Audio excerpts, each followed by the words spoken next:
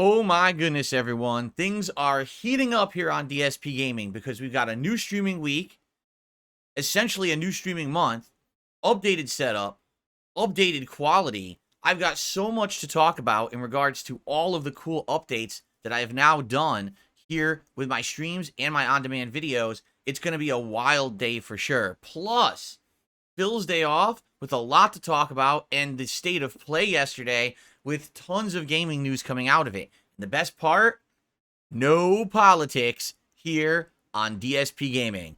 All this and more on today's episode of the Level 1 Podcast.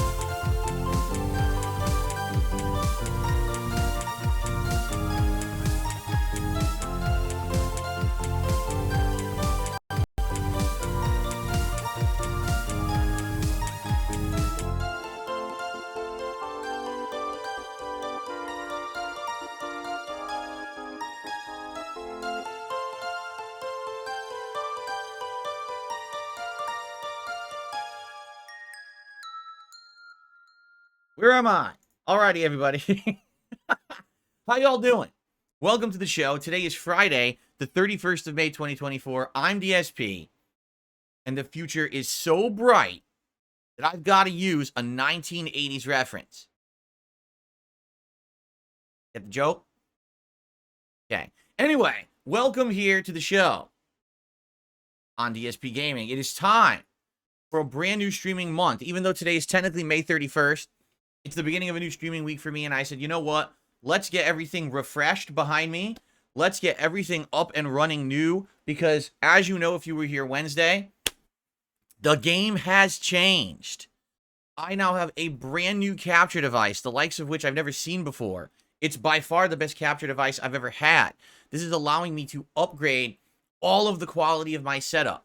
I am able to now capture and stream at higher quality. I'm actually doing 15,000 kilobits per second, which means the visuals you're seeing on stream and on demand are increased. I've even increased other things as well, like the audio quality, which we'll talk about in a moment. This is going to change the sync of my webcam to be better aligned. This is going to make it so that when I play certain games, I'll be able to enjoy them at higher resolution like 4K, while you guys will still enjoy the full quality 1080p 60 frames you've always had, only now with less frame drops, less frame skips, and less blurriness. That was always a thing, is that when there was a lot of action on the screen, notably with shooters, fighting games, you guys would say, man, it gets really blurry. Well, this should solve this. We actually should not have the blurriness as an issue anymore, which is awesome. But in addition to all of that, one of the major improvements that we're going to have now is when I play something like competitive fighting games like Street Fighter 6, I should have little to no input lag, because I now have the ability to go and play at 120 hertz, even though the game doesn't display at 120 frames per second on console. I still have the ability to run at a higher hertz, which means less input delay, and I have now enabled VRR, variable refresh rate, which means this is going to give me the absolute optimal experience playing fighting games online. So, this is going to be pretty crazy.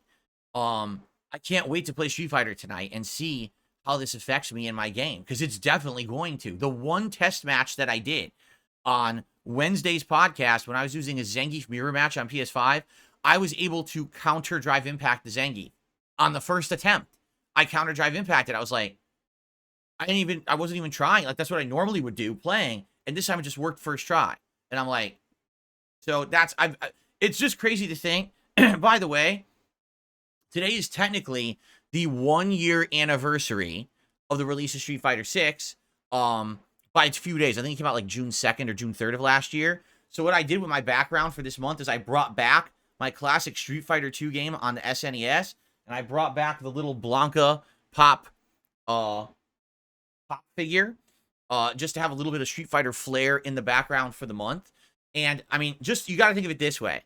I was actually talking to Brian during my day off. We were going back and forth. We'll talk about that, because a lot of people are wondering, hey, will Brian be back for Street Fighter? And I have updates on everything today. This is going to be one of the most info-loaded, jam-packed, interesting episodes of the Level 1 Podcast I've ever done. So if you're interested in hearing about improvements to the stream, me doing content with Brian, the state of play, all this stuff, you're going to get all these answers on the show, so stick around, okay? So anyway, I'm talking with Brian, and I'm basically like, we're going back and forth during our day off about, gee, when will we play again and stuff like that. And I told him about, I've now improved my setup, and because of that, I can now have no input delay. And he's like, wow, that's amazing. And I was like, and you got to think of it this way. In the last year, I got 5 characters to master. 5. Some of which on multiple consoles, meaning I had to do it again a second time. So not only was I getting characters to master early, as recent as last week, I got Zangief to master, right? So this has been one of the hardest things I've ever done in fighting games, and I did it with a handicap. I essentially did it with one hand tied behind my back, with weighted clothing on, weighing me down as if I was Goku trying to prepare for the big fight against Frieza. Like, seriously, you guys have no clue when you are trying to do something competitively, when you have a handicap, how tough it is. And I have had this huge handicap. I've been telling you guys, isn't it funny how everyone plays on PC? Now we know why. Right from the get-go, when you play on PC, you don't have the input delay that you have on console like I've had. So they've been playing instant react drive impacts, break every throw, anti-air every time. And then when I play and I try to do it, it's like lag, lag, lag. How did I get 5 characters to master and some to master twice? What does that say about the competition? Right? So I said that to Brian, and he goes, damn. Here's a one-word answer. Damn. He's like, damn, those fucking people who struggle and scrape to get to master and have losing records to hit master. And here I am with a winning record with every character I pick, got to master with insane input lag. Right? So I hope you guys understand why I've gotten so frustrated in the last year playing Street Fighter 6. It's not the game. It's the fucking problems trying to play it with this insane delay online. It's been wild, the amount of delay that I have. And other people just don't experience it because they're playing on a different platform. Okay? So, now the good news is, this should all be gone. So what I'd like to do is I'd like to recap what we did Wednesday, because Wednesday was an unprecedented day of me trying new stuff with this setup. We did have some technical issues that we got around, but I'd like to talk about them. Yesterday, my day off was wild. All right, I did a lot of stuff. I did some tech testing. I have a funny food story to tell you. And then I want to talk about, obviously, the improvements and things moving forward, what I've changed and what's going to be better. And then we're going to talk about the state of play that happened yesterday with a bunch of updates there. Okay? So, let's talk quickly about Wednesday. Wednesday was the first day that I had this capture device. It actually showed up right before my stream. So, I had 0 time to test it. We tested it live. Okay? So, during that podcast, we tested Street Fighter 6 both on Xbox and on PS5. I'm going to be honest with you, it ran way better on PS5. Like, playing it on Xbox, it was having massive frame drops for me. And I was like, wow, that's disappointing. I didn't realize that this actually had these frame drops, at first, because I hadn't played it on PS5 at that point. But now going back to the Xbox version versus the PS5 version, there were definite frame drops. And I was like, well, that's disappointing. So, we did these 2 demo matches with Zangief, and my reactions were just so much better. Like I said, I had this mirror match against the Zangief, and it was a Master Zangief. So 2 Master Zangiefs facing off. And the first time he did Drive Impact, I said, counter Drive Impact easily. And it was like, wow. So I would have been doing this an entire year if my setup was better. But instead I had such input delay, I couldn't do it at all. And that's what I always complain to you guys about, right? So anyway, the first stream on Wednesday was Multiverses. And in a nutshell, to summarize my thoughts about Multiverses after playing it one stream, it runs slower than it did in the beta. I don't know why they slowed the game down, but they did. I think that was a mistake. For me, this is a comparison to like the days of Street Fighter 2. Allow me to explain. Street Fighter 2 had 5 versions, okay? All arcade versions. And it started off with original Street Fighter 2, which was a revolutionary game, but ran pretty slow. Then the second version, Street Fighter 2 Champion Edition, added the boss characters, added mirror matches, and rebalanced the game, but it still ran pretty slow. Then came the third version, Hyper Street Fighter 2 or Street Fighter 2 Hyper Fighting, depending on where you were from. This one added insane speed. So the game started running at like double speed of the original, and it exploded in arcades. People were all over this game loving the speed, and it made basically Street Fighter become huge and mainstream when people were like, wow, this is like an adrenaline-filled game now to play because it runs so fast. Then they released Super Street Fighter 2, and inexplicably, they slowed the game down again. And even though the graphics were better, the music was better, they added super moves and they added 4 new characters, critical acclaim was kind of reserved. They're like, you know, all those things are good, but why does the game run slower? It's weird. You had a good thing with hyper fighting. Why would you slow your game down willingly? It doesn't make sense. It's kind of like if you give someone something, a good feature, and then you just decide in the next iteration of a piece of tech to take it away, right? Oh, my phone has the ability to, I don't know, wirelessly connect with my car. Oh, we just took that away in the next model. Why did you do that? Some people liked it, right? So that's what they did with Super Street Fighter 2. And then with Super Street Fighter 2 Turbo, get it? Turbo, they made it fast again. So in the case of Multiverses, I have no clue why they would have had a faster running game in the beta and then slowed it down for the real release. That, it baffles me. People want speed. They want it to be more fast-paced. They want it to be more action-packed. And when you slow the game down, it does feel a little less exciting, I would say. Outside of that, the game was fun. However, I could definitely tell there were balance changes and things that were dramatically different from the original. You know, every character I picked, Velma, Bugs Bunny, and Iron Giant, all had these like weird changes to their movesets that made them act pretty differently. Like, I would argue Iron Giant is almost terrible until he gets the Protect Your Friends ability. Then he becomes a tank and just destroys everything. But the funny part is, he gets it way more often now. So, like, you hit it 2-3 times a match when you used to only be able to get, like, once a match. And it's like, so, do you just, you know, tough it out till then? It's kind of weird.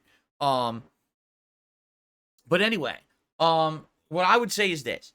The game is interesting. It's fun. I played with 3 characters. I tried with Velma, then I tried Bugs Bunny, and I tried Iron Giant. That's who I used. I used a tiny bit of Jason, but I didn't get much gameplay out of it.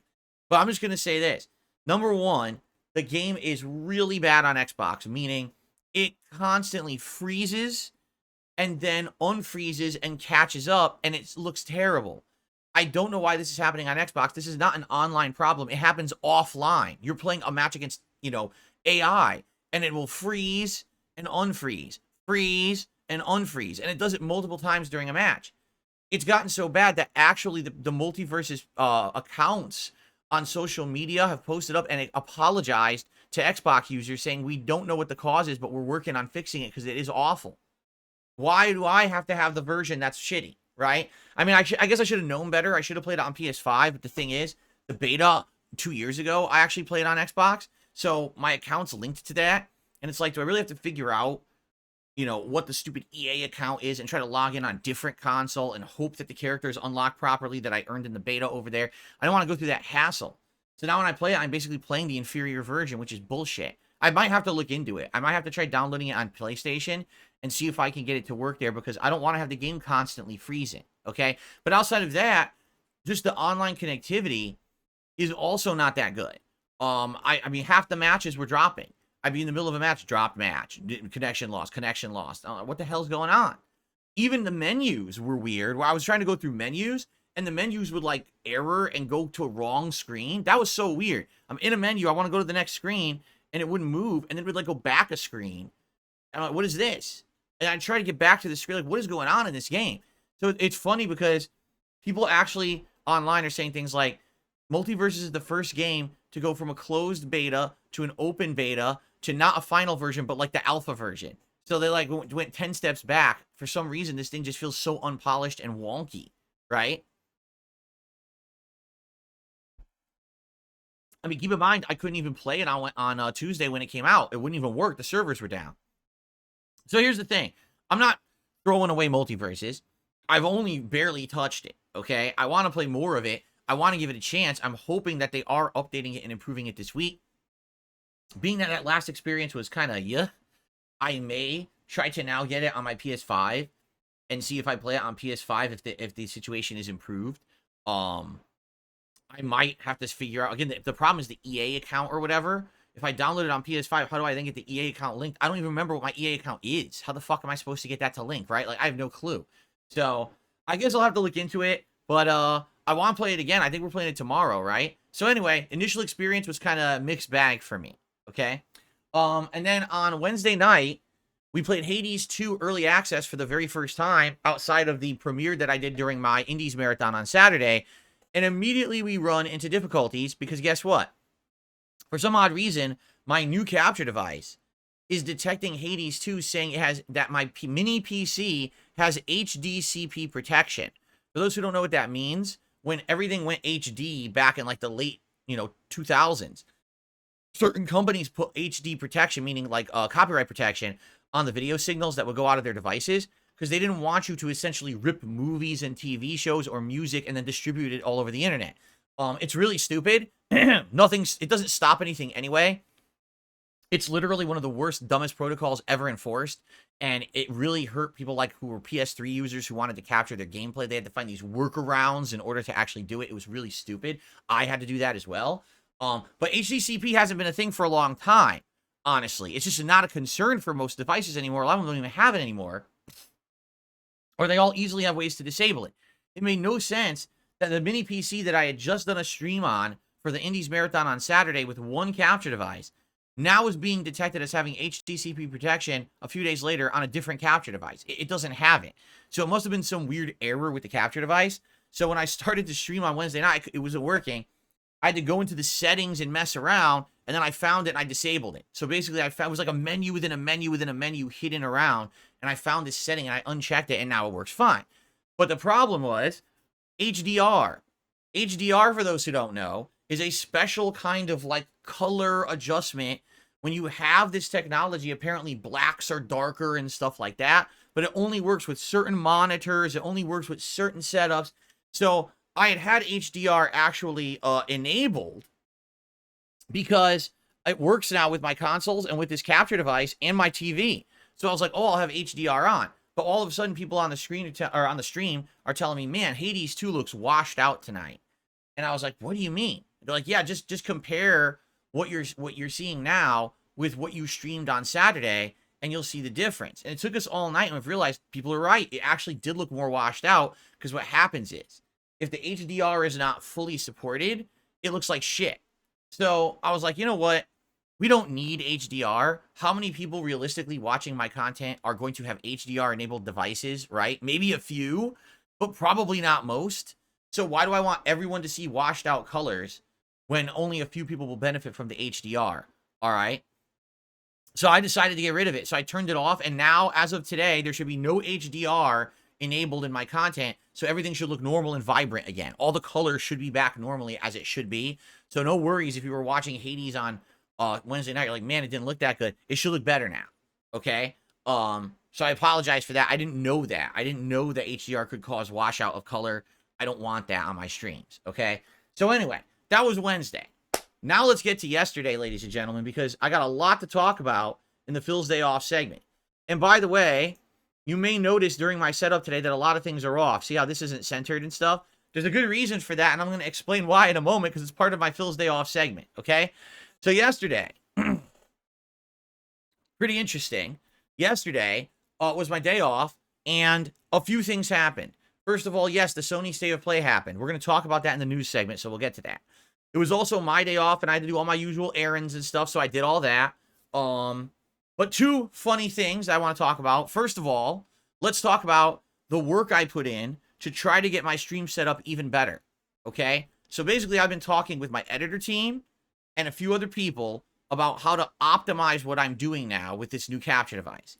And a bunch of ideas were thrown out there, okay? First of all, improve my audio. And you might say, what? Did you know that OBS, the streaming software that I use to capture and stream, defaults audio to a relatively low quality?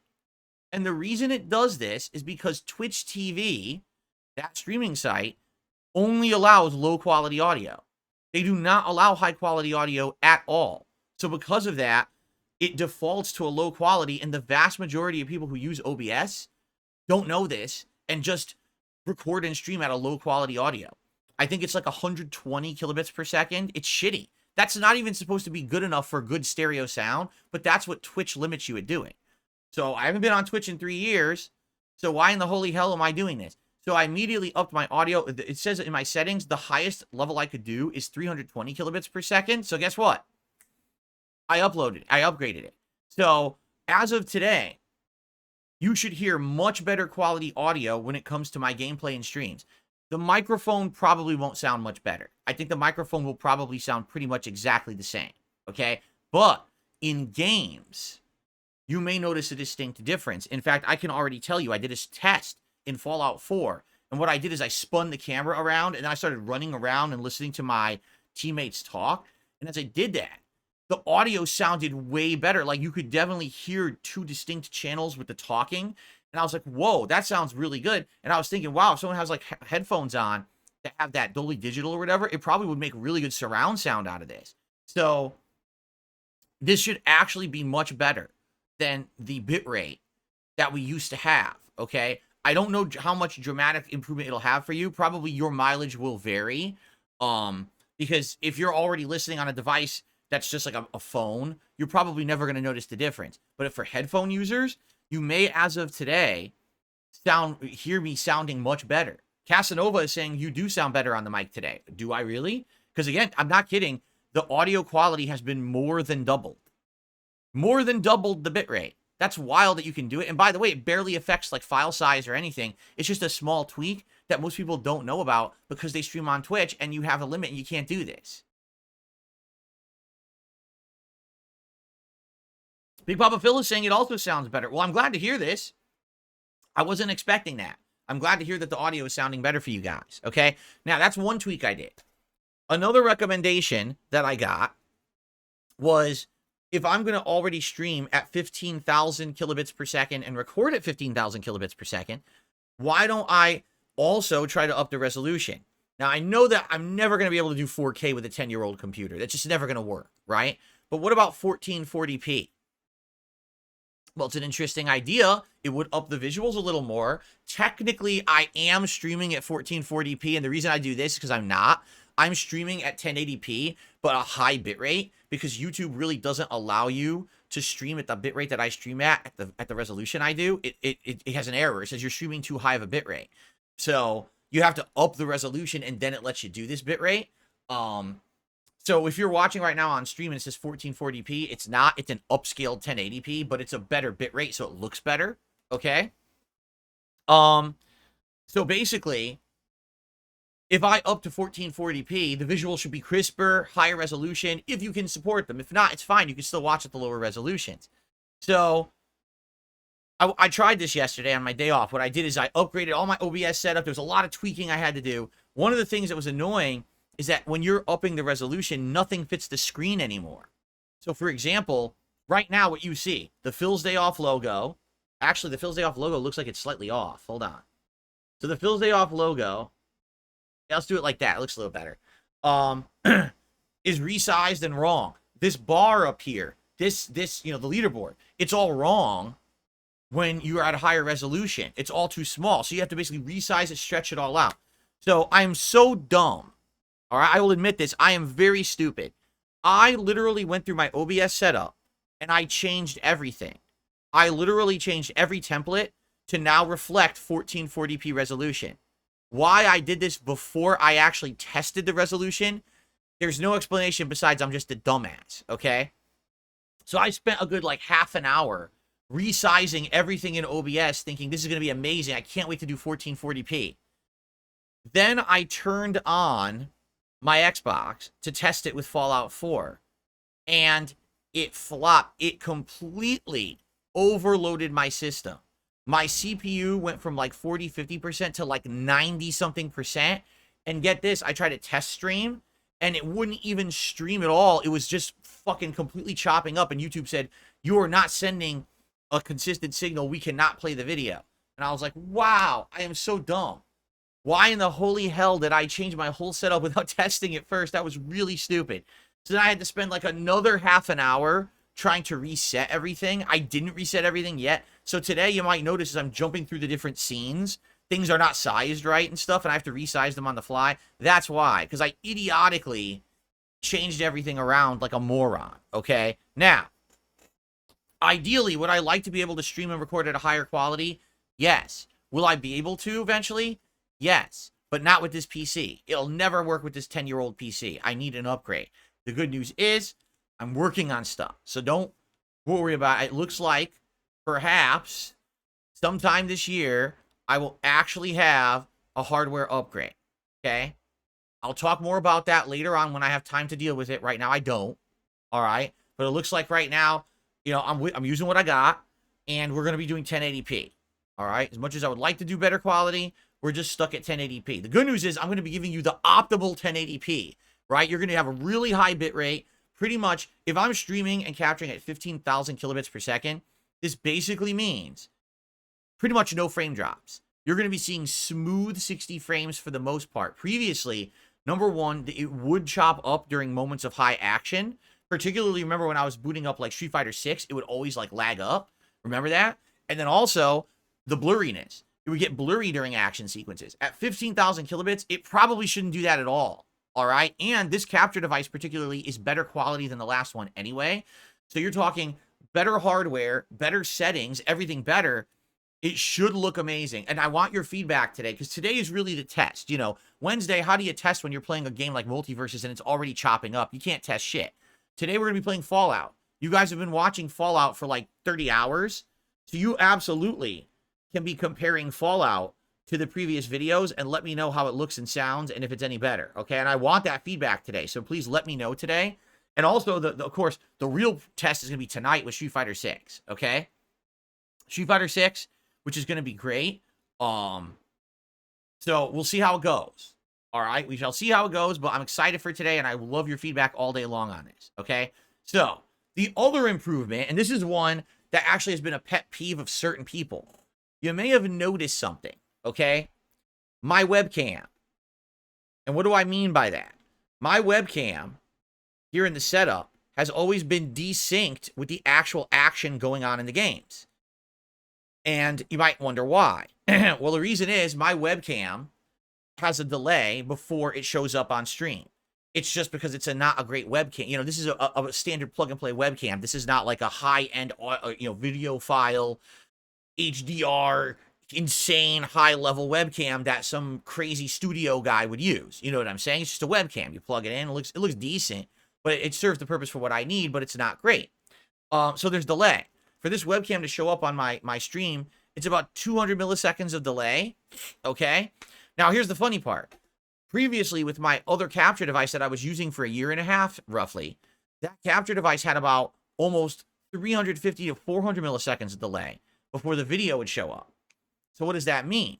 It would mean that video is delayed, but the camera is less delayed. And there was no way to fix that. So basically, my webcam reactions would always come out slightly before what you saw.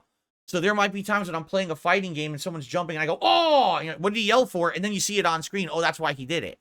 Or I'm in a fight. I'm playing Elden Ring and I fall off a ledge. I go, oh no. And then all of a sudden you're like, what did he say? Oh no for? Then you look at the screen and then I would run off the ledge. Okay. So now get this. It's the opposite. Okay. So I used to react too early to things, which would kind of spoil them. And some people over the last year and a half kind of complained about it. Rightly so. They said, it kind of sucks because you're kind of spoiling the gameplay a little early. It's not hugely noticeable, but definitely if you're doing competitive games or a game, again, where something so sudden might happen and surprise you, the surprise is spoiled by that. Okay? Now, the opposite is now going to happen. This new capture device is live to my TV. And I know that sounds crazy because you think, you got a 10-year-old rig and you got a capture device that's live? It is. I tested it. Watching the TV and the screen over here, my PC, and pressing buttons and doing stuff was identical movement. So it's pretty much, I even said to everyone, dude, I could play Street Fighter on my monitor now if I wanted to. It's pretty much dead on live. There's no delay at all. So no problem there. But now here's what's happened. The webcam has flipped, okay? Now the webcam is going to be slightly late instead of slightly early. So I think that having my reaction slightly late on webcam is definitely better than slightly early. Because at least we get to see what's happening in the game first, and then I react to it, so there's no spoilers, as opposed to me literally spoiling it early on the camera, and then you see it in the game. So it's a little off. It's instead of 200 milliseconds early, it's 200 milliseconds late. It's not a huge difference, but you'll definitely notice that moving forward. And that's another thing. I can't fix that. I can't make the webcam go faster, nor do I want to delay my recording. You know what I'm saying? Okay, so just to go through the laundry list of improvements. You ready for this? Because then we're going to go about a funny food story. After testing yesterday, here's what we've got going. Higher quality visuals, more than double quality the audio that I used to have. No or almost no frame drops. Smoothness and less blurring of the video. Okay? When I play certain games, I'll be able to play in 4K. Okay, you'll still see the same 1080p, but I'll finally be able to experience 4K video with certain video games. In addition, when we're playing competitive video games, I will now be able to play at up to 120 hertz on my TV. And even if the game doesn't run at 120 frames per second, because quite few console games really do, I'm still going to have better response time. We just watched a video on Sunday during my DSP versus the Internet React show on my DSP Reacts channel. Linus Tech Tips was doing tech testing with frames per second, input delay, and the hertz that it displays. And he said the following: even if the game you're playing doesn't support it, okay, or even if your hardware doesn't support it, if you're playing a game at a higher hertz, even if you're not getting more frames per second of animation, you still get better response time. So what that means is if I'm playing Street Fighter 6 and I'm playing at 1080p, 120 hertz, it's going to run at 60 frames on my TV, but I'm going to have better response time than if I was just running at 60 hertz. You see? So basically, I'm getting the absolute maximum input response now that I can get on a console. Like, I couldn't possibly get better. There's no real way. I'm at the optimal resolution, the optimal hertz, and I enabled variable frame rate, or excuse me, variable refresh rate, or VRR. So that's going to be awesome. Actually, People Person says Call of Duty runs at 120 hertz on consoles, so it'll be interesting when Black Ops 6 comes out. It will. I can't wait to test this. And because I haven't really seen a game run at 120 frames yet. I don't think any games we've played supported it. So I'm not seeing that difference yet. When we finally get to a game that runs at 120 frames, I'm very interested to see the difference. I've literally never seen a game run at that yet. So, and my TV supports it. Okay? So I'm going to be getting the absolute best response times out of any game I play now. And you guys are going to be getting the absolute best visuals and audio that you've ever gotten on my streams before and in my videos. So what I need from everyone right now is feedback. What do you think about the changes? Are they good? Are they bad? Do you have any criticisms? Do you have any suggestions for further improvement? I'm just very excited to play Street Fighter tonight. Because again, for a year, I played with the handicap. I've basically been playing Street Fighter 6 underwater. And tonight, for the first time, I get to play this game without the handicap and see how it goes. It's going to be different. Like, I'll tell you right now, when I was doing those test matches, I had to do things with different timing because I didn't have the input delay. So I have to adjust to that. You know what I'm saying? I have to adjust to that and get used to it. I'm going to be doing things way too early because I'm used to having to do them so early. So it'll take a little while. But I think we're going to be good. All right. By the way, guys, I already said no politics. And if you guys start talking about politics in the chat, I'm just going to remove you all from the chat. This is a no politics stream, as you know. And I'm not going to have people come on here trying to derail my chat. I'm just going to get rid of you. I'm not going to say a word about it. So there's your one warning. If I see it, you're gone. Okay. Cool. Now, the other funny story that I have to tell you about, all right, is yesterday, since it was my day off, I had a meal with my wife, and this is the one day a week we do not cook. We order out, so that way we get a day away from having to cook. We do home-cooked meals every other day. Okay? So we're trying to figure out what to get, and we're like, man, you know, we've had all these different various things recently. Don't really feel like this, don't really feel like this. And we're like, why don't we just randomly pick a new spot? Okay? And so sometimes when you search for certain kinds of food, these food apps will recommend things or toss something into there randomly. And so we literally went like, eeny, meeny, miny, mo, and we pick a spot. All right? It's Asian, like, it's supposed to be like Asian fusion food or something. So my wife picks a combo plate. It's like chicken teriyaki and Mongolian beef. And I pick sesame chicken. Okay? Cool. So we order, we wait, the food gets delivered pretty fast too. And we sit down, we open up our food. First of all, my wife's. So the Mongolian beef looks pretty good. It looks like tender slices of beef mixed in with some kind of a sauce, some veggies. It looks decent, okay? The chicken teriyaki, you can tell they fucked it up. because the edges are overcooked. The edges of the chicken are burnt. Now, you're supposed to have like a singe on chicken teriyaki that makes it have like that toasty charcoal flavor, but you're not supposed to overburn the edges, which they did. So you could eat certain pieces of it were fine, and other pieces were like inedible. It was like a rock. Like, how am I supposed to eat this, right? So that's already a bad sign. Now, let me ask you all a question. Okay? When you hear the term sesame chicken, okay, what do you typically think? And I'm curious. First of all, when you order sesame chicken, are you expecting to get like a marinated chicken with sesame sauce or sesame seeds on it? Or are you expecting to get breaded chicken? Because it's different. I think different restaurants do it differently, correct? Like some places would actually just do like chicken breast or dark meat chicken, and they would cook it, marinate it, right?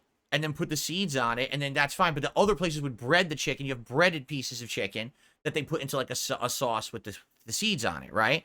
So it totally is different. So Don Finucci says sweet chicken with a crispy breading. Okay, fair enough. Fair enough. I think that when you say sesame chicken, it's supposed to have a sweetness to it, correct? I believe that's correct. All right. But I think it depends on the restaurant how they're gonna do it. All right. So first of all, I open up the package, and immediately I think I got the wrong thing. Okay, I'm like, this can't be it. But then I see there's sesame seeds all over it, and I'm like, oh, okay, this is the right thing then. Okay. So here's the thing. First of all, you can tell the sesame seeds have nothing to do with the dish. They just sprinkled them on top. They weren't cooked in it. There's no sesame flavor in it. They literally just took seeds on top and then closed the package. Okay? That's your sesame chicken. So you would say, oh, sesame chicken, breaded pieces of delicious chicken. It's like probably a little crispy on the outside, tender on the inside. A nice sauce, right? It's nice, marinated, so it's tender and good. So first of all, hilarious. I always say include utensils, so that way we don't have to use our own and wash them. Give us for utensils, right? So they give us plastic forks. So I take the plastic fork. I'm like, let me try a piece. And I immediately look at it and I realize this chicken is bone dry. There is no sauce on this chicken whatsoever. None. Zero. What it is, it looks like there's chicken, like dark meat chicken clumps. Not even like strips or clumps with a coating on it. And I'd like to say it was breading, but I have a hard time calling it that, okay? So all it looks like is clumps of chicken with this coating on it, zero moisture to it whatsoever, okay? So I take my fork, and I go to, so this is the chicken, here's the fork, and it goes, chick, chick, chick. I was like, what? Wait, what? Chick, chick, chick. The fork, the plastic fork, wasn't strong enough to penetrate the coating of the chicken. The actual pointy parts, the teeth of the fork, were bending up and down as I tried to fork the food. It was inedible with the plastic fork because the plastic fork was not strong enough to get through the coating they put on this chicken. I'm like, what the hell? Okay, let me go get a metal fork out of my own drawer. All right. So I go get a fork, and I'm literally trying to move it around, and it's stuck like rock candy. This shit is stuck together in the plate. And I'm like, oh, I'm trying to break it apart. Like, oh, God. No lie, it was actually glued to the bottom of the styrofoam container. It was stuck to it. It wouldn't move at all. Like it was made of glue. I was like, what the hell? So I was like, maybe this is a unique take on sesame chicken. Allow me to try a piece of this chicken. So the first piece, I pick it up. It's about the size of a piece of popcorn chicken, but it doesn't have that kind of breading. Popcorn chicken has that distinct breading that's crunchy and savory. This doesn't. This is like the weirdest breading coating I've ever had. So I pop it in my mouth, and I get through the coating with my teeth. It's very sweet with a little bit of savoriness. Absolutely no sesame flavor whatsoever. The meat is dark meat chicken, but I'm trying to eat it. I'm like, this ain't right. Like whoever made this doesn't know what sesame chicken is. And this might be some weird recipe that they use. Maybe they use this for multiple different dishes and then they just adjust it to what it's supposed to be. Like, I could see them making this and then adding a sauce, and it's a different kind of chicken, right? In this case, just toss sesame seeds on it. Oh, that's sesame chicken, right? So, I'm not kidding. I was trying to eat various pieces. You couldn't eat all of it because some of it was like rock hard. Absolutely rock hard. Some of it just looked like it was just the coating and no chicken in it. So I'm trying to find pieces of chicken. I ate maybe 5 little popcorn pieces of chicken. And after that, I had enough. And that was it. It was just that and rice on the side. That was dinner. I was like, this is disgusting.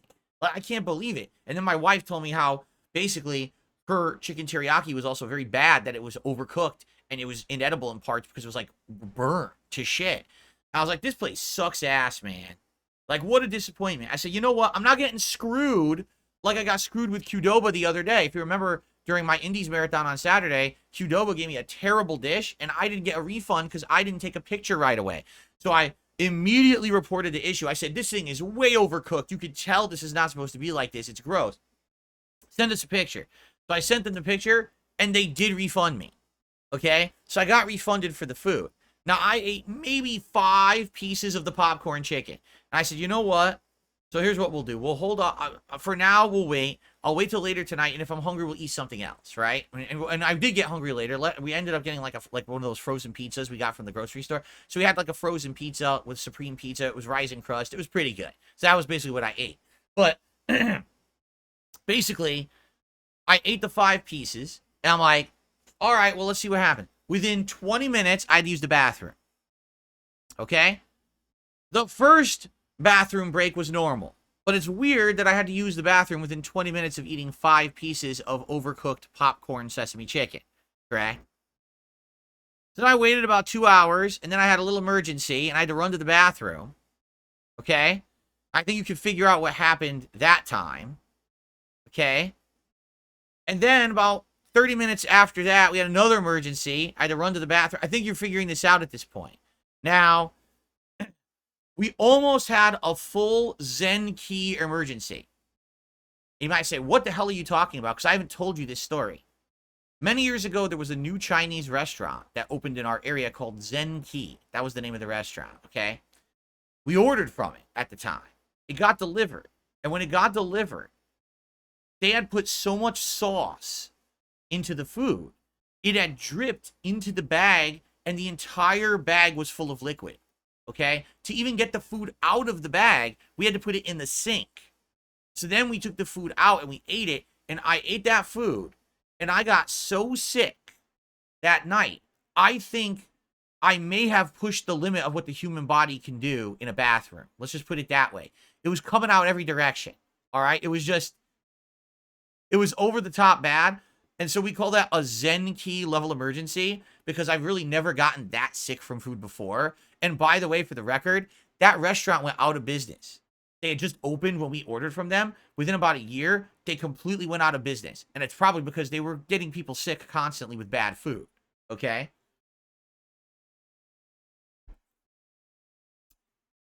Anyway, we were almost to a Zen key level of emergency last night. Luckily, it was only coming out one way. But it was way too frequent, all right? Like, it was destroying me. But after about 3 to 4 trips, it finally leveled out. I ate some pizza, and that was my night. So it's really, you got to be careful. You got to be careful when you're ordering, especially when you're ordering from a place you never ordered from before.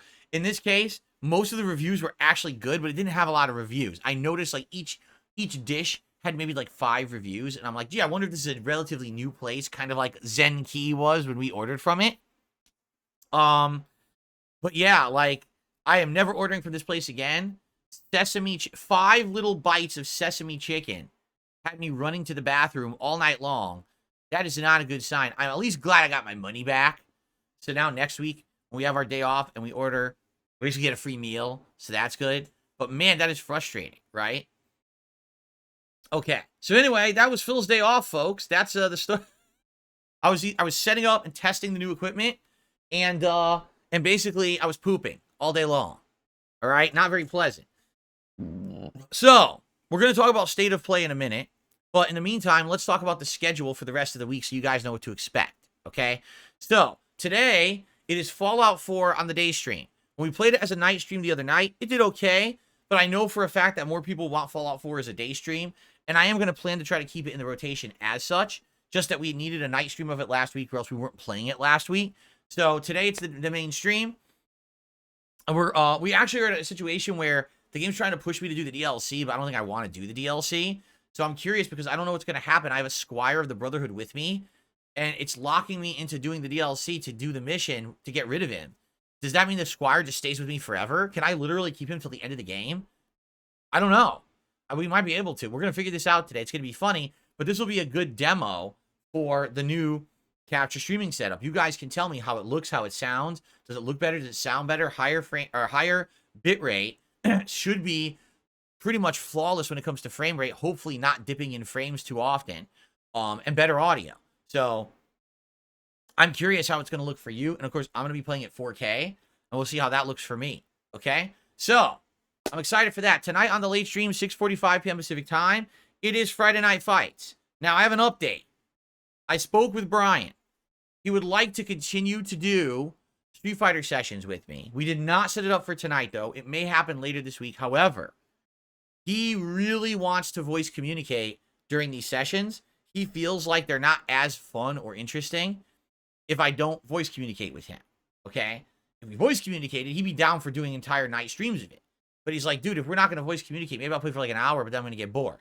So the only thing I could think of is we got to figure out a way for me to voice communicate with Brian over these sessions. And I think the solution, we talked about this for the last week. I don't think that buying a microphone that you just plug into a headphone jack will work. I think I'm going to have to find a PS5 compatible USB mic. But the question is, what mic? We have to look into what microphones out there will plug into PlayStation 5 via USB and be recognized and work.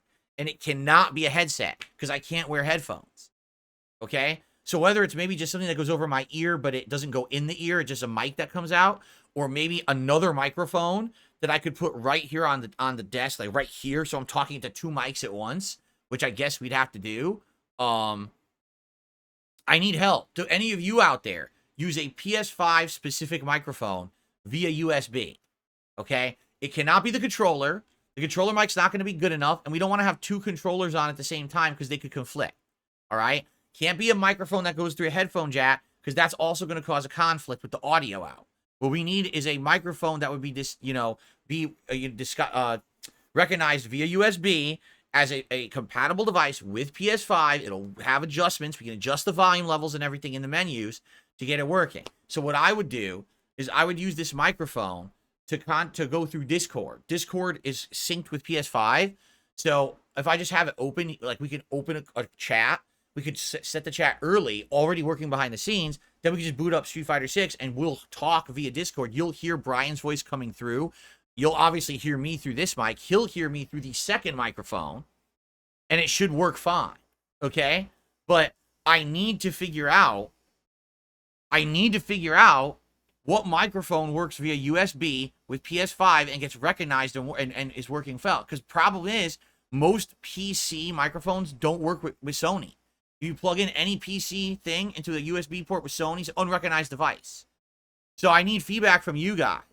Who out of you out there uses a microphone with PS5 via USB? And if we get the answer and I can look into a couple models, maybe I can get one. All right? So it just kind of sucks. Because I liked doing that session. I would love to do those sessions. Hell, we could probably do them once a week, right? With various characters and stuff. We do challenge night where it's just me versus him and I use one character, he uses one character, or whatever. You know, we could do stuff like that. But I need to get a microphone working. So please give me your feedback. Whether you leave comments on this video, whether you contact me privately with an email, talk to me in chat, whatever it is, I need information on this.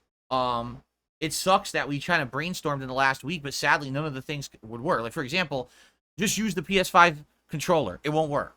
If you do that, because you have the joystick and the controller plugged in, it kind of overrides, it screws it up, it won't work. Just use something, plug it into the headphone jack. That won't work. If you plug anything into the headphone jack on a PS5 controller, it overrides the audio out. So you guys would have no audio whatsoever on the stream if I plug something into the headphone jack. I can't do that. It has to be via USB, so it's recognized only as a microphone, not as a headphone. I can't use headphones. I cannot use them. So it's not, oh, well, you could use headphones for this. No, I can't. All right. It has to be extremely rare if I ever use headphones, not once a week. Then we're getting back to the situation where I'm going to get ear infections and shit again. I'm not going back there. Okay? So I would love feedback. House of Night says I use a Blue Yeti. It works on PS5. It's a USB microphone. Is that true? So the Blue Yeti mics can just plug and play into PS5 and it will detect them? That's good feedback. I'll have to look into that then. Thank you. House of Nights. Blue Yeti. If anyone else has suggestions or you know, advice, please share. Okay? So hopefully what I'm hoping is that by the end of this week, all right, I can get a few different suggestions from viewers. I'll look into them. All right? Maybe be able to get one by the end of the week, and then maybe I could set a new session up with Brian to test it out. Okay? Yeah. Okay, please, if you could, because I got 2 people talking to me at once now, please shoot me an email, darksidefil@hotmail.com, with the information, the stats of the microphones that you guys are using. I would like to compare them and look at them. Obviously, if they're expensive, I can't be dropping $100 on a mic, but if it's like 30, 40 bucks, maybe, right? I can't go crazy and overspend on a mic that I'm only going to use for this. So yeah, please, suggestions. Oh, by the way, I wonder how long the USB cables are on these things too, because obviously I'd like to be a decent length, because it has to go across my entire floor over here. So anyway, feedback needed. Please contact me. Again, you can email me. You can talk to me in chat. You could, you know, I mean, I would say don't tweet me. Probably not smart, because I'm probably not going to see it on Twitter. 80 bucks? See, I want to spend $80 on a microphone, man. Ugh. It'll probably be $100, dude. I can't spend $100 on a mic. That's nuts. $100? $100 for a microphone that I'm only going to use when I basically do co-op with Brian. And by the way, just for the record, I talked to Brian, and we are thinking about perhaps in the future doing some other things besides Street Fighter. Like right now, he's getting into Multiverses.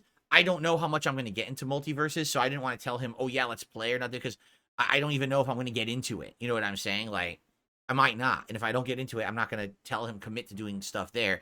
But there may be other games in the future where we could do stuff together. He plays all kinds of games. So it would be cool to do that. But again, yeah, it's an investment. $100 is a crazy investment for a microphone for just a couple co-op sessions here and there. You know what I'm saying? So, well, anyway, let's talk about it. Please email me the stats. If you guys see this stuff, email me the stuff. I'll see if it's available, like on Amazon and stuff like that, and go from there. But yeah, please contact me with that information. All right. So today, Fallout 4, Friday Night Fights. And by the way, tonight, I'm either going to use Lily or Zangief. I'm undecided. I'm almost leaning towards Lily because El Chicote just won Combo Breaker last weekend with Lily. And I'd like to maybe try her out now that she's been rebalanced and see how much better she is. I think I misunderstood. I thought they nerfed Lily's down fierce. I think they actually made her down fierce better. So I think I misunderstood the rebalance. I think I read it wrong. Because everyone seems to be saying down fierce is much better with her now. I'm like, oh shit, okay. So, yeah, let's play some Street Fighter tonight with the new no input lag and see how that goes, okay? Tomorrow, we're going to do Multiverses on the day stream, give it another shot, and we're going to do more Hades 2 at night. This time, Hades 2 with no technical issues, right? No color issues, no HDCP problems. We're just going to do 2 solid hours of runs in Hades 2, okay? So that's going to be fun. Sunday, of course, is my React Day, where we're going to do DSP versus the Internet Clip Show on DSP Reacts, and then we're going to do the next installment of Mario and Sonic at the 2012 London Olympics co-op on DSP Throwback for the Retro React stream. Dude, last week's Retro React stream went really well. It was super fun. We all had a great time. I can't wait to do it again on Sunday night, so I hope you'll join me for that. And then the rest of the week, we're going to play it by ear and balance everything. So there will be more Fallout, more Street Fighter, more Multiverses, more Hades. We'll juggle these games, okay? Now, starting next week, 1 week from today, is Summer Game Fest. It starts at 2 p.m. Pacific time. We have to figure out how we want to do this. I know you guys probably want me to cover it. So I don't know if you want me to do a live react or not. We have to talk about this over the week and figure out how am I covering Summer Game Fest and how am I going to cover the Xbox event. We have to determine these things, okay? And go from there. Now, also, in addition to all of this week on Monday night, I may not be streaming because, yes, it's a new month. And as you know, once a month, I film private patron react videos, okay? So it very well may be that if I have enough of them this month, I cannot stream on Monday night because I have to film these videos, okay? But I don't know yet. I haven't actually gotten the information yet. It's not, when it's early June, usually the first day of June, I figure it out. So I will let you know as soon as I know. But on Monday, we may only be doing one stream, okay? Just so you know. But then that's it. The rest of the month should be all double streams again, okay? Okay, so we got a lot to talk about. We're not going to be able to determine much of this today because I'm already running late on the show. Guys, we got to talk about State of Play now. So now it's time for DSP news. Is everything aligned? No, it's not. See, I told you, some of this stuff is not aligned. There we go. It's not aligned because I screwed up my setup yesterday. I put it off to 1440p, which I shouldn't have done. It was really dumb of me. All right, I'm going to be going turbo mode through news. So prepare your butts. Are you ready for this? So, Silent Hill 2 Remake is coming out on October 8th, 2024. All of the visuals have been reimagined. New enemy types appear to be in the game. They showed some of the gameplay during the event. It looks interesting to me. It basically looks to me exactly like what you would expect from a remake, not a remaster. It looks to me the equivalent of what Capcom did with Resident Evil 2 Remake, where it's the same game and story per se, but they remade this thing from the ground up to feel completely different. I mean, the fact that it looks like there's new enemy types and things is great. Certainly, I hope it's longer than the original Silent Hill 2, but one of the things people are criticizing is they think that the character models look worse. Like, they're looking at the main character's face, they're looking at this other woman in the game, and then even Maria, who's supposed to be, the deceased wife of the main character, and they're like, we don't like the look. They changed all the look of all the characters. And, I mean, here's the thing. I'll agree and I'll disagree. I'll agree because if you're a hardcore fan of Silent Hill 2, and it's been this long and there really hasn't been any remakes or anything, of this, to wait this long, 20 years or so, to get the remake, and then to see that they changed a lot of stuff that maybe is beloved to you, I can get that. Like, man, that's disappointing. At the same time, it's a remake. The whole idea is it's not supposed to be identical to the original game, or you would just go play the original game. Characters will look totally different, and that's okay. As long as the spirit of the game isn't lost, I don't think that how each character looks is that big of a deal. Really, I don't, okay? But I think a lot of people are just really upset that the characters don't look the same. Maria is dressed differently, more conservatively, apparently, and they're upset that she doesn't show as much skin. Another woman, apparently they changed her appearance entirely. Like, she used to be like this one-looking woman, and now she's like, I guess she's like chubby, and they changed, like, the character's the same, but she just looks totally different. And people are very upset at that. Oh my god, I can't take it that she looks so different. Personally, I don't really care. I just want the game to play well, okay? So anyway, Silent Hill 2 Remake, October 8th, okay? We got so much stuff to cover here. Let's see here. Huge leaks regarding Resident Evil. Apparently, PlayAsia, which is a online store that basically ships stuff like worldwide, but it does like for example, you could buy the Japanese version of a game on PlayAsia and they'll ship to the United States.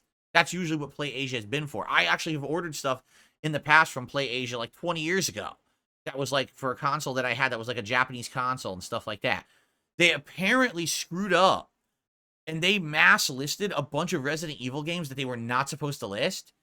Resident Evil 9, Revenant Shadow, all right, starring Leon Kennedy. They even had the art from the game on the website, and it looks legit. I don't think PlayAsia would have made up the game art. So it's like, what happened? What a huge problem to accidentally leak the next Resident Evil. Yeah, Resident Evil 9, Revenant Shadow, and Leon's the main character. Oops. Weren't supposed to do that. Well, that's a huge leak. In addition, get this. There were 3 future listings. One for Resident Evil 5 Remake, which we already knew was being made. but also listings for Resident Evil Code Veronica and Resident Evil 0. No art or anything for those, but it's apparent it sounds like Capcom has plans that they're remaking those too, which I welcome, because Resident Evil 0 is a steaming pile of zombie shit. It's a terrible fucking game, and if they remake it, I would love to play it in a fair way that would make it way more fun. I could not even stomach it and get through it in January. I rage quit it. It's such a piece of dog shit, okay? But Code Veronica, I've only played the once. I would love to play a remake of that. It's a very weird game, but I remember enjoying it. So anyway, I mean, that's a humongous oopsie poopsie by PlayAsia. I mean, to give away the actual cover art of Resident Evil 9 before anyone even knew it existed is pretty bad. So, and it looks legit. Again, I don't know why PlayAsia would have invented cover art for the game. It just, you could look it up right now. Look up Resident Evil 9 leak or Resident Evil 9 Revenant Shadow, and you'll see the art, and it's Leon. It's like, what the hell? Like, why? What happened here? So there you go. Now, we don't know nothing else about it, just that they had a listing for it, so we know that it's being made. Okay? Continuing on, Marvel Rivals. That game that basically looks like Overwatch, but in third person and stars a whole bunch of Marvel characters. All right. Basically is going to have a beta starting in July. Now they're saying it's a closed beta, but that's weird to me because they already had an exclusive beta where they were giving out the codes, remember? That was like a few weeks ago. We talked about this, the debacle about the terms of service saying that you couldn't criticize the game. So now they're claiming they're going to have a real closed beta in July. And by the way, it's every platform. PS5, Xbox, PC, everything's going to get it. Obviously, I'm excited to play it, but there's no data yet on how you can register for it. I definitely want to try it. It seems like an interesting game to me that we may like, so we'll see. Just to forewarn everyone, because we knew this was coming, the Elden Ring Shadow of the Earthree DLC previews begin June 4th. What does that mean? It means they're going to give it out to the select lucky few streamers and gamers who are representative of the company and its ideals and values. And it's basically paid shilling. The paid shilling begins June 4th. I'm not saying that the DLC won't be good. I think it's going to be outstanding. But the paid shilling, where they won't be able to say anything negative, where all they're going to do is kiss the game's butt, where they're going to literally spoil the whole fucking DLC on the internet, will start on June 4th. So just to warn you, if you're into Elden Ring and you don't want to be spoiled on Shadow of the Earthree, turn off all of your social media feeds as of June 4th, because the entire fucking thing will be on the internet as of that day. Why they continue to do this practice, I have no fucking clue. You kill any real hype when you spoil your entire fucking game early because you think you're going to get free publicity for it. It's idiotic. Imagine if they didn't say a fucking word about the DLC till the day it came out, and everyone is ultra hype and plays it at once, right? Instead of, oh, people will already know about it June 4th because the previews are out. Fuck that. Stop doing previews. Stop this bullshit. It is so bad. And by the way, that's what, almost 3 weeks early? So you're telling me 3 weeks early, we're going to know like the entire first 3-4 hours of this DLC. No, don't do that. Stop fucking spoiling your own games, you fucking morons. God, this is a bad practice. You know what's going to happen? We're all going to be spoiled. We're going to try to avoid it, and we're going to be spoiled completely. We're going to know all about it. There's nothing you can do about it. It's fucking dumb shit. Okay? Now, continuing on. The biggest news to come out of the state of play for Sony yesterday is this. Astrobot is getting a real game. Do you know what Astrobot is?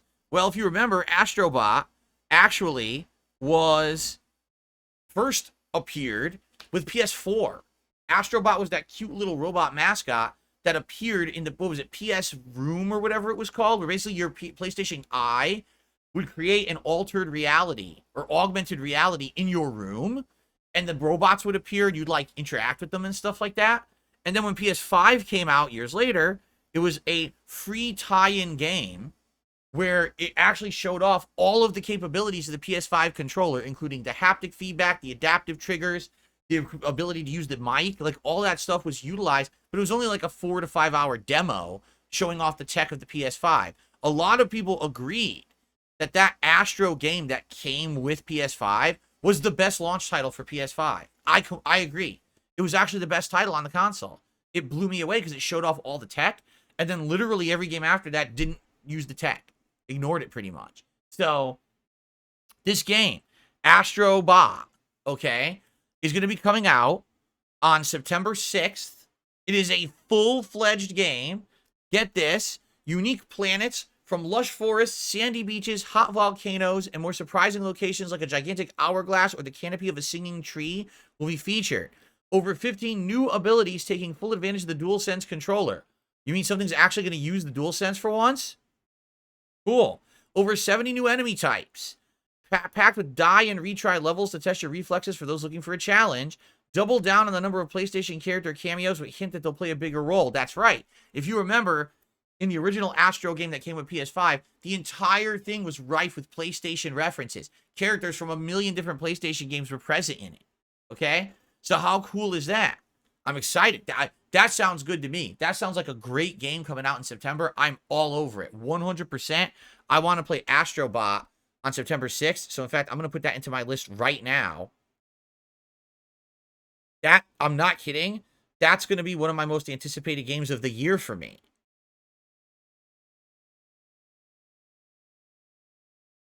And you might say, well, that's ridiculous. Why would that be so anticipated? Because it literally is one of the best PS5 games. I'm not shitting you. It's just one of the best exclusives ever. What's my email? darksidefil@hotmail.com. If you type the email command, it'll give you in the chat. It should pop up in a second there. Here's the thing. We don't get many platformers anymore, and if we do, they're all remakes. They're not modern games, correct? We don't get anything that showcases the DualSense at all on PlayStation. All the games just ignore it. So this is amazing. Like, I cannot wait for this game. I'm super stoked for this game. Okay? Cool. Continuing on. Monster Hunter Wilds, right? Showcasing PS5 graphics. Actually looks quite good. I saw some of the footage of it, and I was actually impressed with the visuals of the game. For those who like Monster Hunter, looks like it's probably going to be the best one ever made, from what I'm seeing. For me, I'll be honest, because some people already asked me about this in the chat earlier. They're like, oh, what do you think of Monster Hunter Wilds? Here's the thing, like, I don't play them. Like, I was going to try Monster Hunter World, and I tried the beta, and you guys hated it. Like, you guys literally 100% hated the beta. You told me it was boring and to stop playing it. So I did. Like, I literally stopped playing the beta because you guys told me that it wasn't fun. It was a 3-hour stream, and I cut it short because you guys told me you hated it. So, for me, I never went back to try Monster Hunter ever again. Now, this was many years ago. This was, what, like 5 years ago, something like this? Maybe things would change, all right? But I don't know. Like, I'd be down to try it again. Maybe it's just been many years later. You know what I'm saying? Maybe now people would like it. But keep in mind, Monster Hunter is an incredibly grindy game. Tons of repetitive combat, tons of repetitive exploration and stuff like that. The thing is, it's much better with a team. Guess what I don't do? Team games, right? So it could definitely be great. I will have to follow it. It looked really good from what I saw. Like I saw the gameplay elements. I was like, it looks great. It looks like Monster Hunter plus. Amazing visuals on PS5. So I'll have to follow it, and we'll have to talk more about it, okay? This is pretty funny. Concord. You know anything about it? No one knew about it until yesterday. It was the game that they used to open State of Play. And all anyone can say about Concord is that it absolutely looks like Guardians of the Galaxy, except they couldn't get the IP for it. So they made their own Guardians of the Galaxy, right? And what's funny is, so it showed this big cinematic opening to the show, to the State of Play. And everyone's like, this looks amazing. And then they actually started to show the game. And it basically looks like Overwatch. And everyone's like, wait, what? We thought it was going to be something unique and different. All of a sudden, it's just a team-based hero game, Overwatch, basically, right? So everyone's really baffled by the opening of the State of Play that shows this Concord game no one knew about. And they say, oh, yeah, by the way, this comes out August 23rd on PC and PlayStation 5. And everyone's like, huh? It's coming out already? Like, we didn't even know about it. And it's coming out in 2 months? Yes. Oh, by the way, I'm gonna put this on my release schedule. I don't know if I'm gonna play it, but at least I want to get it on there. So that's August 23rd.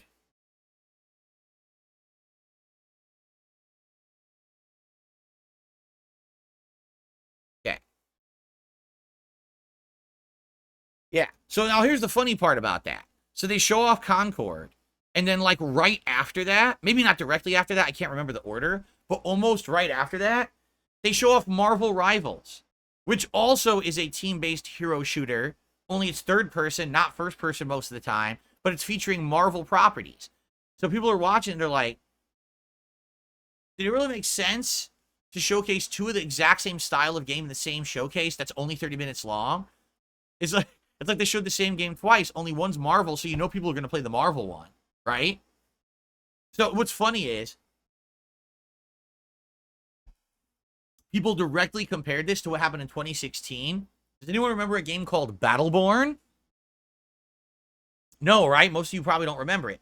Battleborn was a game that came out exactly the same week as Overwatch.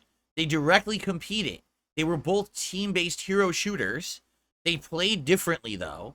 But Battleborn completely and utterly flopped, while Overwatch succeeded and became the hit game it was. And this looks like it's going to be the same situation. Like, it totally looks like this game, Concord, will probably come out and no one will talk about it or play it. And then Marvel Rivals will completely come out and overshadow it. Okay, there were strong rumors that there's going to be a PlayStation game ported to PC. So, of course, everyone says, oh my God, it's finally happening. Put on your triangle-shaped hats, your big black overcoats, pull out your transformative weapons. Bloodborne is hitting PC. Do you think Bloodborne is hitting PC? Of course not. It's God of War Ragnarok. God of War Ragnarok will be ported to PC on September 19th. So if you didn't play it, and you only played the original, the sequel comes out September 19th. I'm sure a lot of PC gamers will be jumping on that. No Bloodborne for you for the millionth time in a fucking row. Okay? 2 more quick stories. So based off of the state of play, people have been following the announcement trailers for the Astrobot game and Concord. Okay? The Astrobot game has a vastly different reaction from viewers. It has way more views and 99% likes.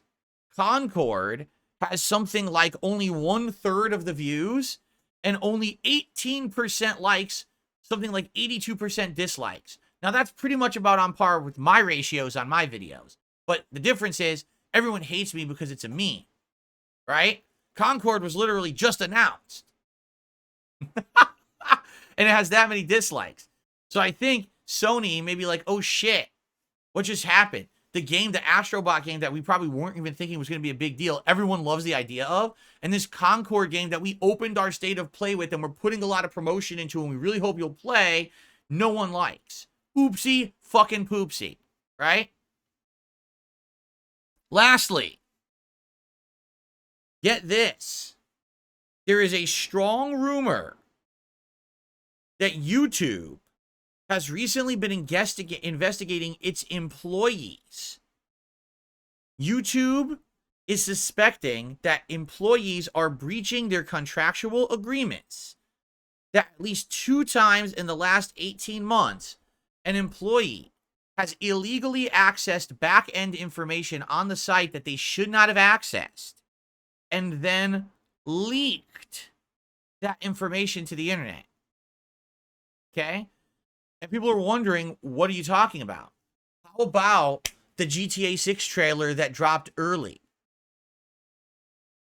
How about how all of these conferences, all right, where the videos are preloaded onto YouTube and they're scheduled to publish at a certain time, somehow release lists of all the things that are going to be in the conferences in fucking order end up hitting the internet early?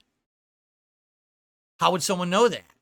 So what they're thinking is someone at YouTube, or more than one person at YouTube, is going into these videos without permission and actually watching them and either re-downloading them at a low quality and posting them up on the internet to spoil, or actually is just, you know, making a list and throwing it on the internet somewhere.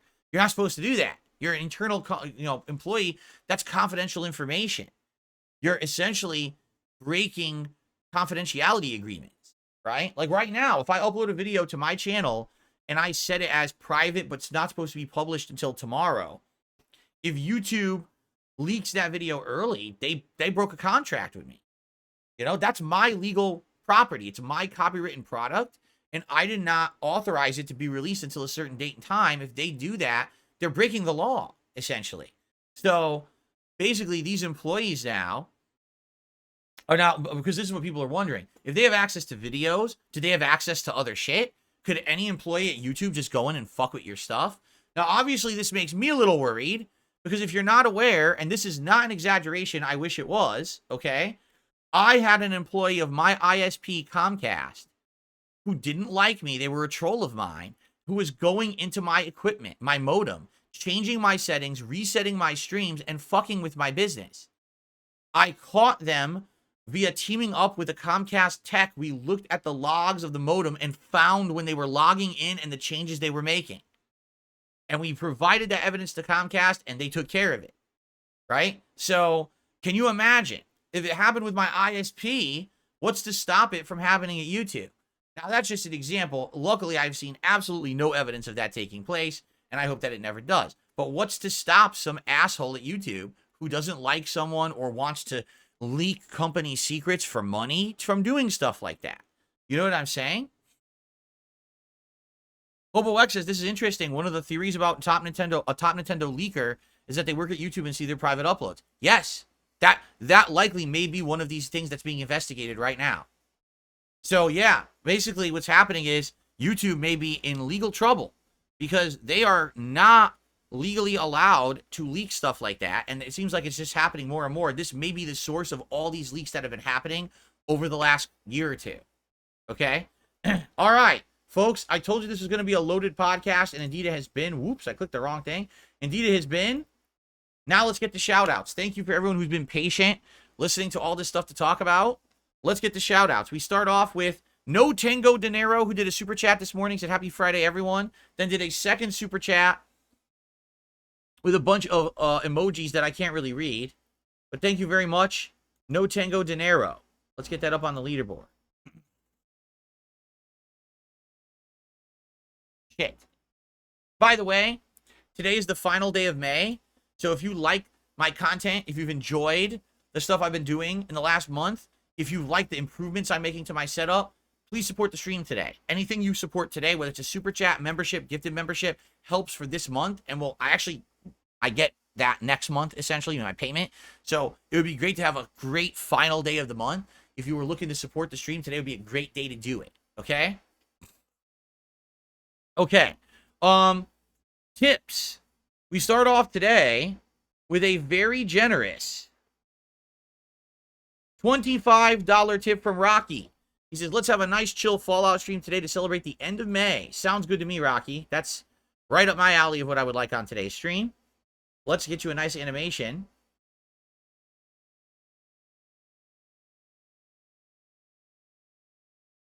Here we go. And it's the right size, correct? Okay. Because remember, I told you I screwed up all the sizes. Looks good. Okay, good. I'm relieved. Some of the animations may be the wrong size, and I apologize for that ahead of time. I really goofed yesterday, changing everything to 1440p before I tested it.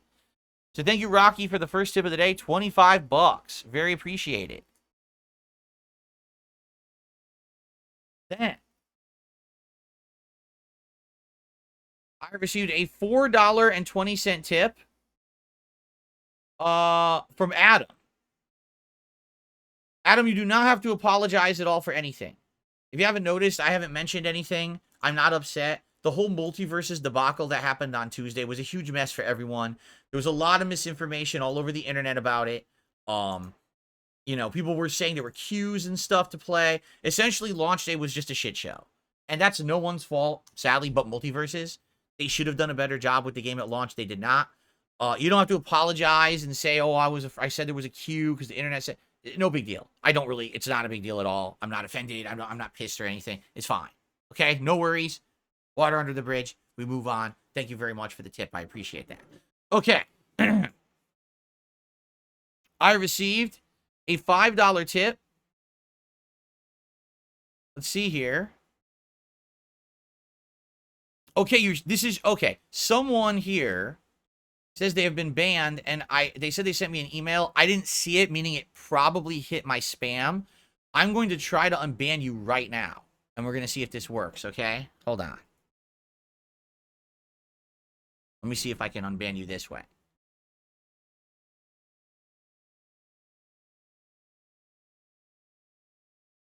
Here you are. And shoot, what do I even click on to unban in here? Oh, here we go. Okay. So, David, you should be unbanned within a second here. Okay?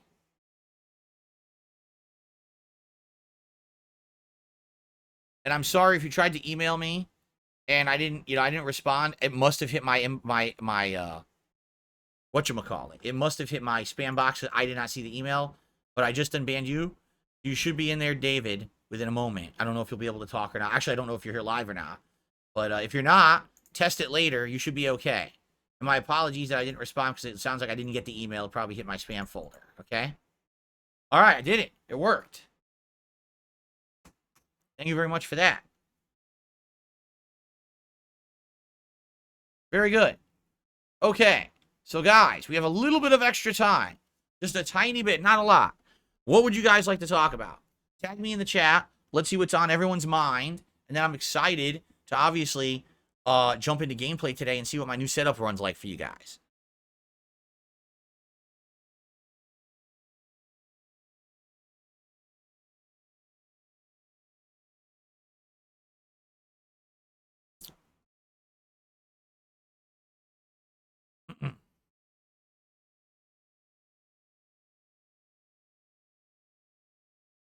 You have to tag me, guys. You have to tag me in chat if you want to talk about something. People are not tagging me. They're just saying random things like model trains. How's the weather? It's warm. Yesterday and today, it's been pretty warm. Not summertime weather yet, but we're in the 70s outside. So on and off, we're turning on and off the air conditioner to just adjust the temperature inside. But I'm good. I have the ACs, so no worries there. Everything's good for the rest of the season. Big Papa Phil says we heard a Switch 2 coming out. What do you want to see out of the new Nintendo console? I already said, I just want it to run games at a decent rate. I don't want another Pokemon Scarlet and Violet. That game, it just runs like shit. There's nothing wrong with the gameplay elements. It just runs like crap. They have to make a console that's going to support the first-party games well, so they look and perform similar to their competitors. And before Nintendo says we don't have competitors, yes, they fucking do. They directly compete with the other two consoles, whether they want to or not. It's incredibly ignorant that their management claim they don't. That's stupid as shit. They are directly competing with Xbox and Sony, and they need to do better in that department when it comes to graphic fidelity and capabilities of games. When Switch 2 comes out, I want a new Mario, a new Zelda, a new Mario Kart, which we haven't seen in ages, a new Donkey Kong, a new Metroid, a new Kirby. I want them all to run incredibly well, smooth, and be amazing first-party experiences. I want no fucking excuses that because they made it a portable device that, look, it has a toothbrush that you could brush your teeth when gaming, and it has something you could shove up your ass to clean your butthole, but also it's portable while it's docked, and you can dock it in your TV, you could dock it on your laptop, you could dock it in your ass. I don't care about any of that. I just want it to run good games. And they don't. They run. The games are good, but they don't run well. It's ridiculous. I've had enough of this shit. I just want it to be a powerful console for once. All right? But I don't think it will. I think they're going to do their same bullshit gimmicks that no one cares about. Kids will like it and will demand it. Right? Oh, I want the... Mom, Dad, I want it. It has the next stupid gimmick for a console. But for gamers, all we want is good games, and we can't get them. We keep getting underperforming, choppy experiences over there. You know what I'm saying? Okay. That's that. Remember the GTA 5 ad about a portable device that says it's time to dock and you put your schlong in it? Oh, yeah, now I am starting to remember that, actually. Anso Kamaru says, I think the people who are hating on Concord because it's a goddamn 12-minute CGI movie with no gameplay and a presentation where we were expecting interesting game announcements. And obviously, if they gave it that much time, it means that they're backing it huge and expecting people will like it and buy it, right? Why else would you spend that much time in your state of play on it? And then everyone's like, what the fuck is this? Jade says, what's up, Doc? I see the Ghost is back today. Yes, finally. It's been many months since we had the Pac-Man Ghost on stream. I finally brought him back for June. He will be here all June. I also brought back the Street Fighter 2 cartridge from SNES which I still own, and I have it right there in honor of the year anniversary of Street Fighter 6. I also brought back the Blanca Pop Funko figure for the anniversary of Street Fighter 6. So we have some good stuff here for the month of June for the background. Bender says, try a chair with a vented back. It keeps my back cool in the summer. Probably interesting idea. For me, the reason I really like this chair, this gives me the best back support I've ever had in any chair.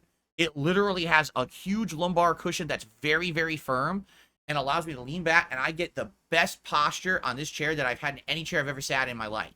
Seriously. Does it have back ventilation? No, it doesn't. I guess that's the trade-off. But that's a good recommendation. You're right. Chairs with back ventilation help a lot.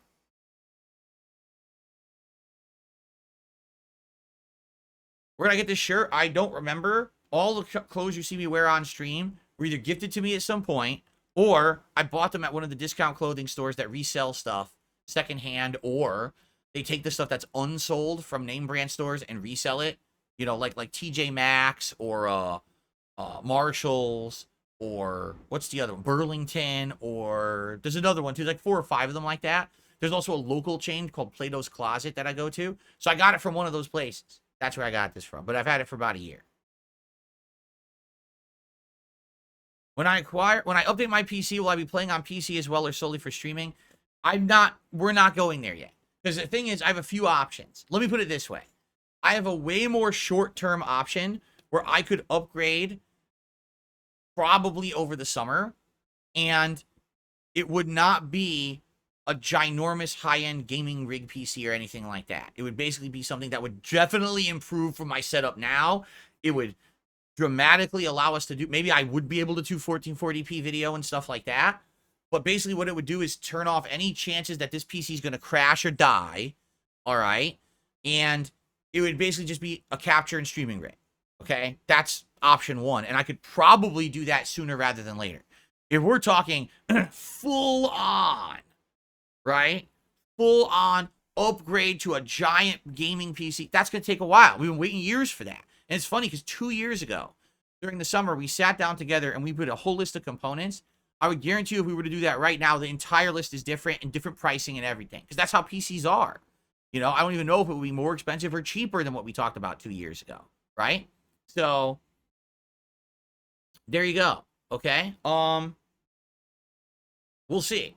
All right? The way, I hate to say it, but I am starting, even though this PC is still persisting to this day to work, I'm starting to see signs of stuff that's problems. Like I tell you right now, that PC has an insane amount of fans on it. It always did. You doesn't need half the fans it has because it has so many fans. A bunch of them have died. Like out of the fans in that PC, probably I've seen 2 to 3 of them are broken, but there's still like fans under, fans on top, fans on the side. There's still things working. It's fine. But I get the feeling after 10 years, the life cycle is all up. It's going to die very soon, okay?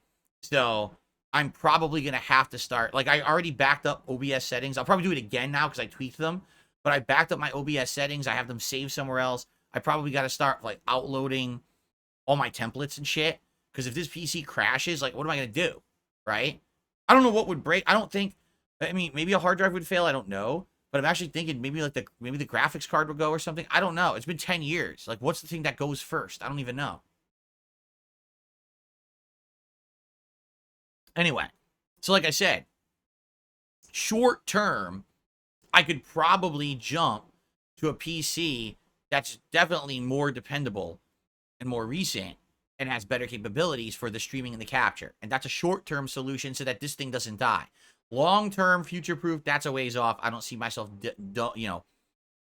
dropping a bunch of money on a PC anytime soon. Let's see here.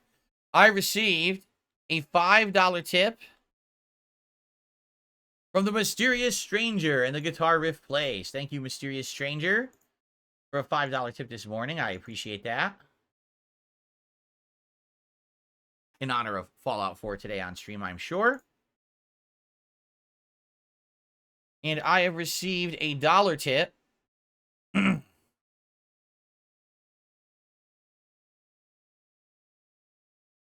It's nonsense. Hey, here's what I'm going to say. I don't care about Detractor shit. If you message me and you talk about it, I will ignore you. If you send a contribution, I will also ignore you. I don't care about what my detractors are doing. Don't give a fuck. They could do great things. They could do shitty things. They could launch themselves to the moon and back. I don't give a fuck. I don't care what the detractors are doing. Never bring it up. Okay.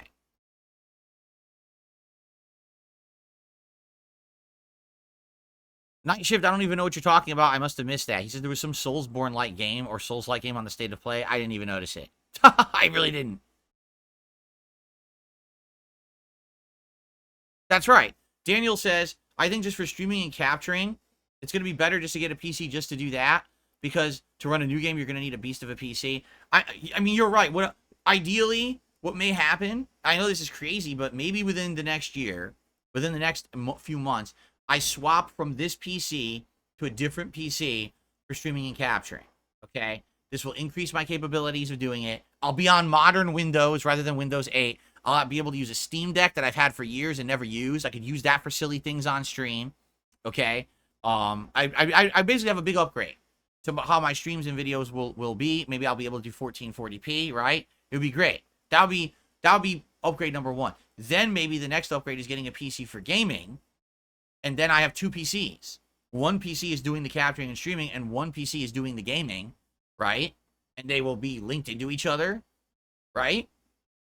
And then I could even play games on PC online and everything, right? But there you go. We'll see. Yes, I'm running Windows 8.1, and I still am not upgrading it because I don't trust that this PC will survive the upgrade. This PC has 10-year-old outdated hardware in it that likely would not work with modern Windows, and a bunch of things would fuck up, and I don't want to mess with it. I'd rather just have it keep working. I have zero plans to play Lords of the Fallen, even though it's on Game Pass. I am not interested whatsoever. Nope. I'm interested in Shadow of the Earthree DLC, which we're going to go way in depth and just, kick its butt just like we did with Elden Ring when it came out. And then after that, I'll probably be Soulsborne'd out. I have no plans on doing Lords of the Fallen.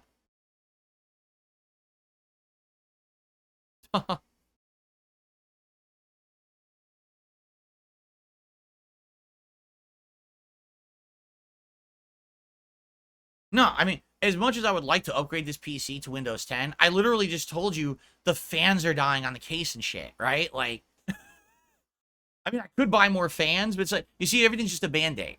Oh, the fans are breaking. Get more fans. Try to upgrade from Windows 8.1 to 10, and then deal with all the inevitable hardware errors you're going to have because half your hardware is massively outdated, right? Like, no. I'll just make do with how it is because it's working. And then I'm probably going to have to adjust this year to another PC, and there's nothing I can do about that. You know what I'm saying?